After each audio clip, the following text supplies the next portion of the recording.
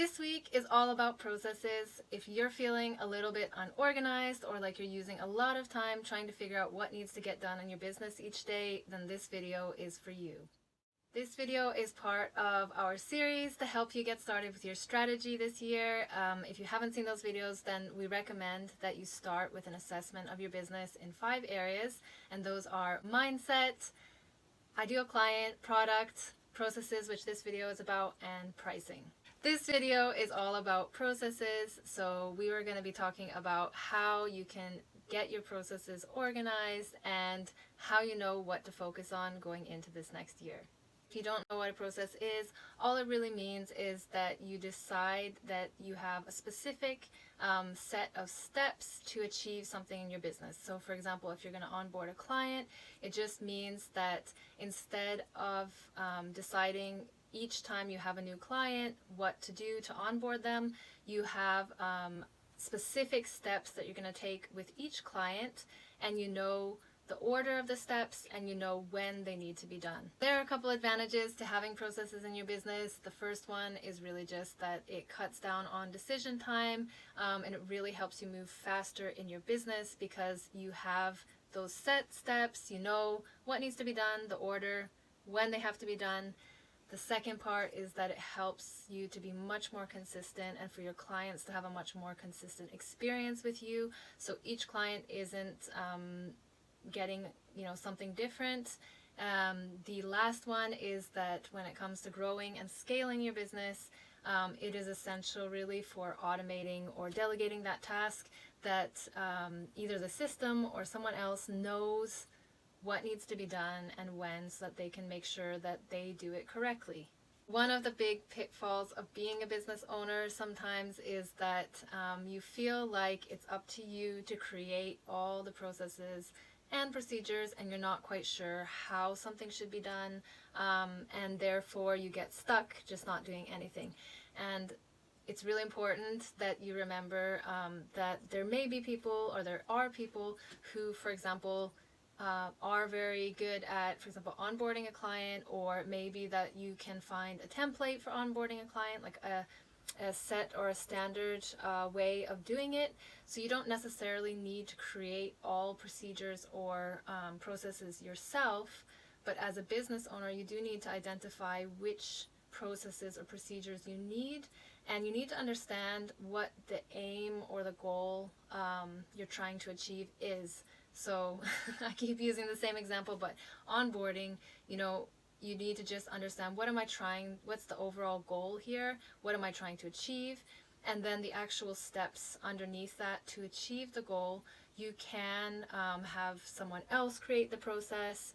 There's lots of options about how to deal with it if you don't want to do it yourself.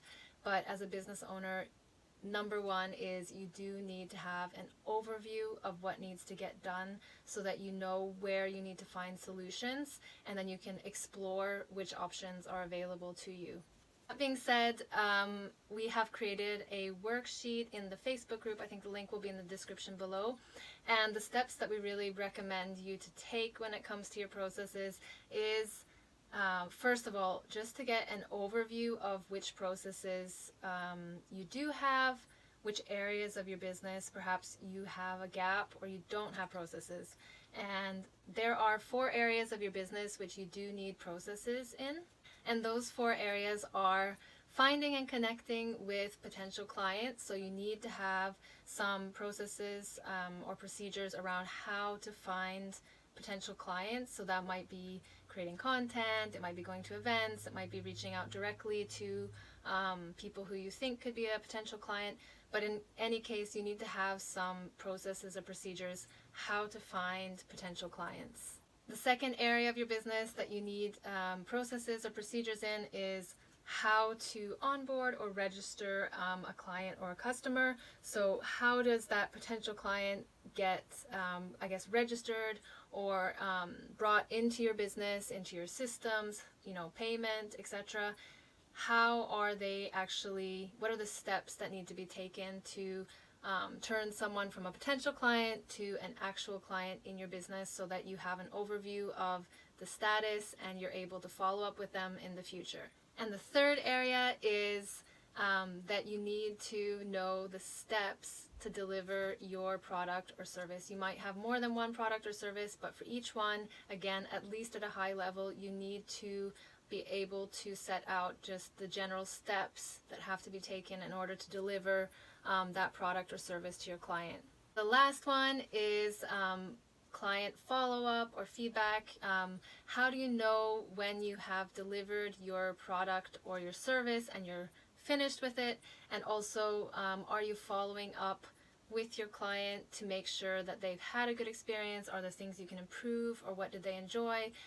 This is really important for getting feedback so that you can continually improve your service and, of course, bring back those clients so that they're repeat business. So once you have created this overview in those 4 areas, the first point, which I touched on, is just really identifying which areas of your business you have a process and which areas of your business you're missing a process. If you are missing a process, again, just remembering that doesn't mean that you need to go out tomorrow and yourself create all those processes. It just means that you need to identify them, and then you can decide afterwards if you're going to create the process, you're going to get someone to help you, maybe get a template for a standard process, whatever it might be, but just at least make sure you can identify where you are missing processes and where you have them in your business.